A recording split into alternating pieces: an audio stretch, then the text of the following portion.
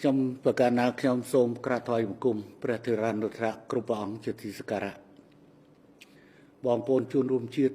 ជាទីស្រឡាញ់ថ្ងៃនេះខ្ញុំប្រកាសណាខ្ញុំសូមថ្លែងតាមរយៈសារក្នុងប្រព័ន្ធទំនាក់ទំនងសង្គម Facebook ជូនប្រគេនជូនចំពោះបដិជគុណព្រះសង្ឃគ្រប់ព្រះអង្គនិងបងប្អូនជួនរួមជាតិទី1ល្ងាចនេះថ្ងៃនេះខ្ញុំប្រកាសណាខ្ញុំនឹងធ្វើដំណើរចេញទៅទស្សនកិច្ចផ្លូវការនៅសាធារណរដ្ឋបារាំងតាមរយៈនៃការអញ្ជើញពីប្រធានាធិបតី François Hollande នៃសាធារណរដ្ឋបារាំងនៅទីនោះខ្ញុំប្រកាសណាខ្ញុំមានកិច្ចការមួយចំនួនដែលចាំបាច់ត្រូវធ្វើក្នុងទំនាក់ទំនងទ្វេភាគីរវាងកម្ពុជានិងសាធារណរដ្ឋបារាំងដែលរួមមានទាំងការចរចាជាមួយប្រធានាធិបតីនិងការធ្វើការជាមួយនឹងមន្ត្រីរដ្ឋាភិបាលព្រមទាំងចុះហត្ថលេខាលើកិច្ចព្រមព្រៀងមួយចំនួនបូកបន្ថែមដោយធ្វើការជាមួយនឹងបណ្ដាក្រុមហ៊ុនវិនិយោគនានានៃវិស័យឯកជនរបស់បារាំងនិងវិស័យឯកជនរបស់កម្ពុជាបន្ថែមពីលើនេះខ្ញុំប្រកាសណាខ្ញុំក៏នឹងត្រូវជួបបងប្អូនក្មួយនិស្សិតក៏ដូចជាប្រជាពលរដ្ឋសមាជិកសមាជិកាគណៈបព្វជិជនដែលកំពុងរស់នៅបារាំងបើគ្មានការប្រែប្រួលទេការជំនុំនោះនឹងធ្វើឡើងជាមួយនឹងប្រជាពលរដ្ឋបងប្អូននិស្សិតប្រជាជនប្រមាណជាង700នាក់ចំណុចទី2ដែលខ្ញុំប្រកាសណាខ្ញុំចង់ទូលប្រគេននិងជម្រាបជូនប្រជាពលរដ្ឋនៅក្នុងប្រជាណាចក្រកម្ពុជាក្តីនិងនៅក្នុងប្រទេសបារាំងក្តីព្រឹកមិញនេះជាការកប់ជូនដែលខ្ញុំប្រកាសណាខ្ញុំបានឃើញនៅក្នុងទំព័រ Facebook អំពីការថ្លែងរបស់និស្សិតរបស់យើងនៅប្រទេសបារាំងថាវិទ្យុផ្សាយសម្លេងមួយនៅទីនោះបានផ្សាយថាគេត្រូវប្រមូលនិស្សិតទាំងអស់មកជួប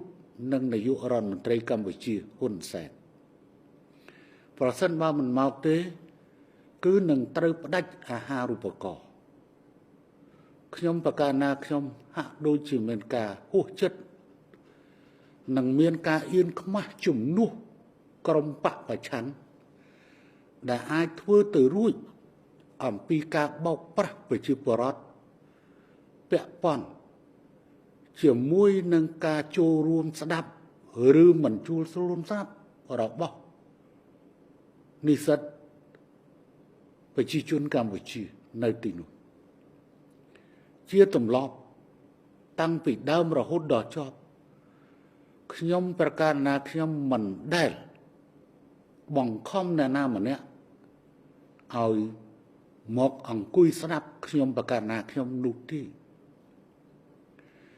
អ្វីដែលខ្ញុំប្រកាសណាខ្ញុំសោកស្ដាយនៅត្រង់ថាតើអ្នកនយោបាយកម្ពុជាដល់ពេលណាទៀតបានបញ្ឈប់នៅទង្វើបោកប្រាស់បែបនេះខ្ញុំសូមផ្ដាំទៅចំពោះប្រជាពលរដ្ឋនៅប្រទេសបារាំងសូមផ្ដាំជាពិសេសចំពោះនិស្សិតនៅប្រទេសបារាំងក្មួយចង់អញ្ជើញឬមិនអញ្ជើញមកចូលរួមស្ដាប់គឺជាសិទ្ធិរបស់ក្មួយគ្មានអ្វីដែលជាការប៉ះពាល់នោះទេពិតជាមានសំណូមពរពីនិស្សិតពិតជាមានសំណូមពរពីសមាជិកសមាជិកាគណៈបព្វជិជនពិតជាមានសំណូមពរពីសំណាក់ប្រជាពលរដ្ឋនៅទីនោះទើបខ្ញុំប្រកាសណាខ្ញុំសម្រេចចិត្តទាំងហត់នឿយ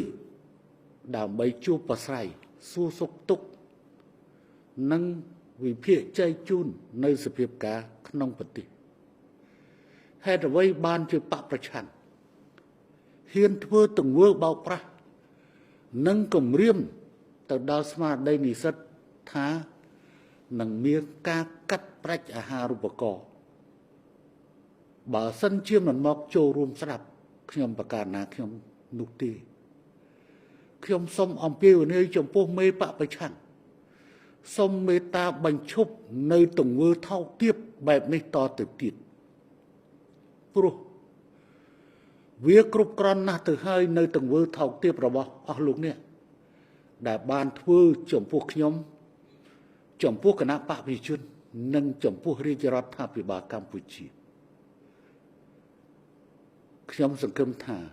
អស់លោកពិតជាមានការអៀនខ្មាស់ខ្លះហើយមានវិចារណញ្ញាណគ្រប់គ្រាន់ដើម្បីធ្វើជាពលរដ្ឋកម្ពុជាដែលមានសច្ចធម៌ពិតប្រាកដ